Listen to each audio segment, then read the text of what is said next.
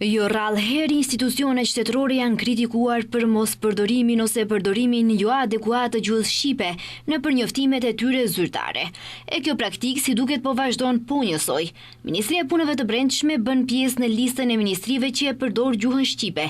Mirëpo, përdorimi i saj nga punonjësit, gjithsesi nga përkthyesit e shkresave zyrtare, nuk është për t'u lavdëruar. Gjatë një analize të një numri të konsiderueshëm të njoftimeve zyrtare kemi vënë re gabime, shkronja shtesë, përkthimi adekuat ose tekste të përkthyera nga platformat e përkthimit online. Më poshtë po ju sjellim shembujt e veçuara. Në një përkthim, shembujt konkret shihet se shkronja është shtuar pa nevojë. Në po të njëjtin njoftim, disa rreshta më poshtë, në fjalin preventivni merki za celosno iskorenuvanje na zloupotrebata, na malato i lesno oružje, përkthehet masat parandaluese për zhdukjen e plotë të keqpërdorimit të armëve të vogla dhe të lehta.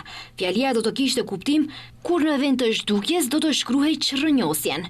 Pastaj në një komunikat tjetër, vosfoto obraćanje na panelot përkthyesi e shkruan në fjalin e tij para panelit.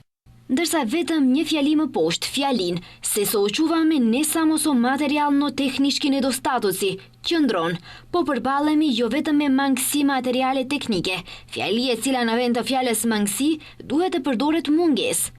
Fjali të pakuptimta ka edhe në një njoftim tjetër, por radi osnovano somnenje za storeno krivično delo, përkthehet, bazuar në dyshimin e arsyeshëm për kryerjen e veprës penale, në vend që të përkthehet për shkak të dyshimit të bazuar për kryerje të veprës penale. Se ka mungesë kujdesi në përkthimin e teksteve shihet edhe në një shembull tjetër. Fjalia voprisusstvo naroditel, son nea kakoj sot vede prijaveni lica, izvršja službeni razgovori, pošto je podneseno izvestuvanje do nadležno to obvinitelstvo. Përkthehet, në prani të prindit kanë zhvilluar biseda zyrtare me të, si dhe me dy personat e denoncuar, për çkak është paraqitur njoftim në prokurorin kompetente. Nëse do të përkthehej pas çka si pasojë, do të kishte kuptimin më adekuat. Kur fjalia lishën od sloboda vozaç od bidolla, vozel sot vojno pogolema përzina od dozvolenata, përkthehet, privohet nga liria një shofer nga manastiri, ka ngarë me një shpejtësi 2 fish më të larë se e lejuara. Vihet re një përkthim i papërshtatshëm sepse e njëjta fjali e meriton përkthimin. Shoferi e ka drejtuar mjetin me shpejtësi 2 fish më të madhe nga e lejuara.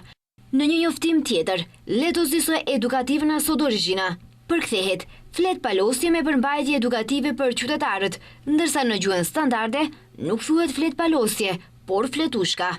Ndërsa në disa raste tjera shkurtesa SVR, që është sektor zavnatresh një raboti, nuk përkthehet SPB ose sektori për punë të brendshme, por qëndron SVR.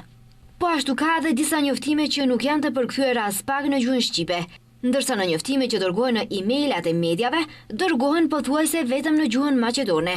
Ne u drejtuam tek Ministria e Punëve të Brendshme për të pyetur se pse përkthimi nuk bëhet siç duhet, por nga atje ende nuk kemi ndonjë përgjigje.